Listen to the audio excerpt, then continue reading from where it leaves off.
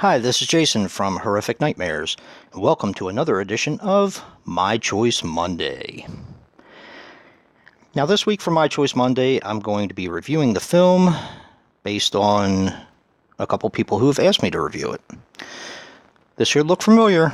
It is Flight of the Living Dead, Outbreak on a Plane, the unrated version. Actually, I don't even know if there's a rated version of this, but it just sounds fun to say unrated, so. Now, Flight of the Living Dead, Outbreak on a Plane, is a 2007 film, which runs approximately 94 minutes, and is directed by Scott Thomas. Now, I do have another film by him, called Anacardium, which is on it's a short film DVD that I should have pulled out and showed you guys, but I think I showed it in one of my updates. So I'm definitely interested in watching that. He also did a movie called Latin Dragon. Now this stars David Chisholm as Truman. He was in Flight 7500 and Dark Mirror. This also stars Kristen Kerr as Megan.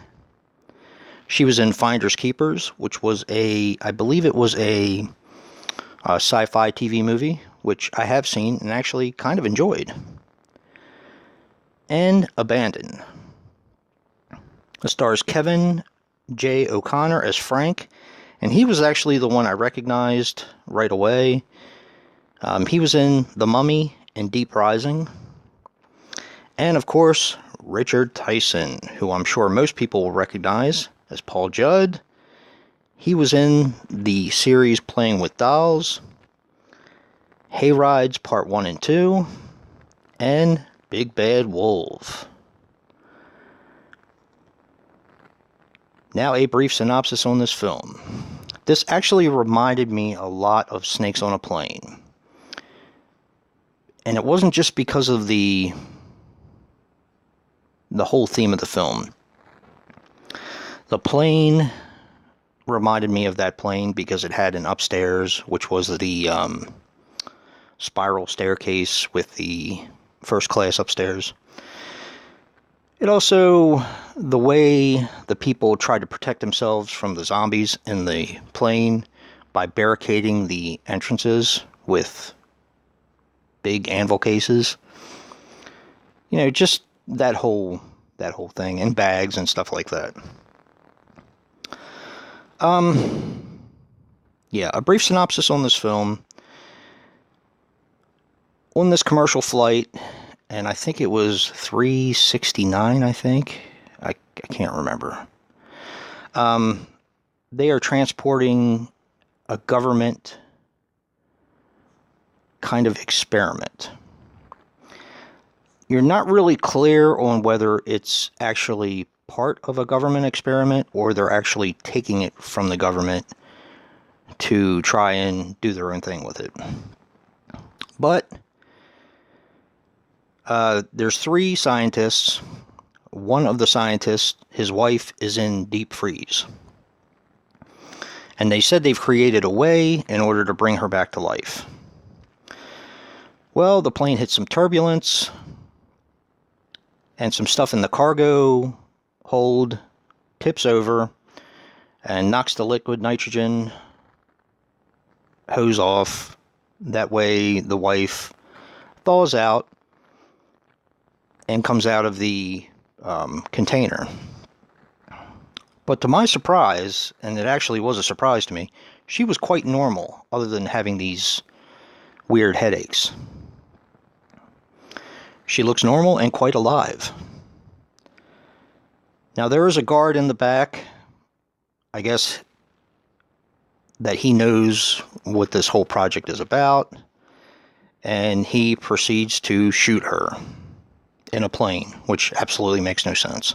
But, regardless, it's a horror movie. You kind of have to suspend disbelief a little bit.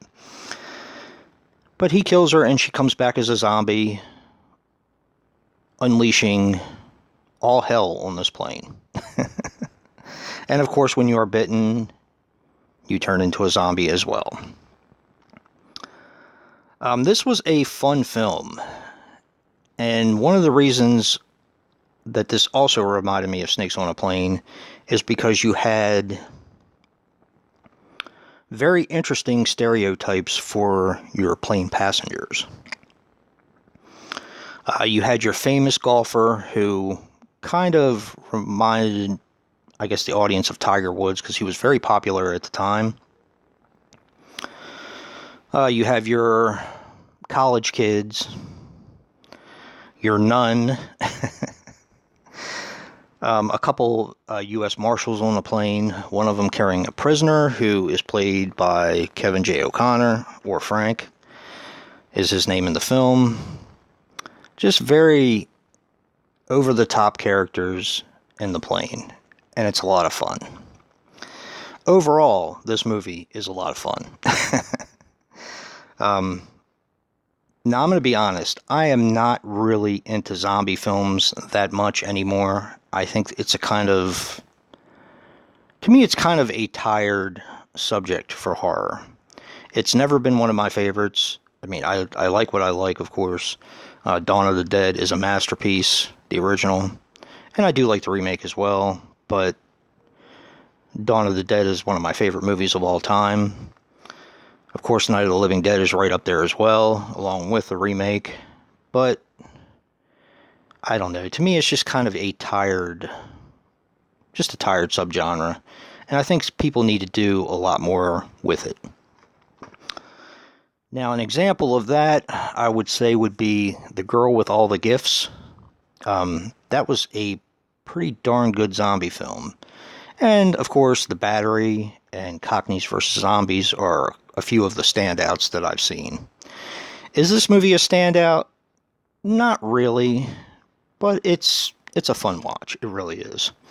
I'm going to give this movie a 7. I'll definitely be watching it again sometime. I'm glad it's in my collection. And thank you guys so much for recommending that I review this. And if you like what you see in here, hit that like button and subscribe. And until next time, peace.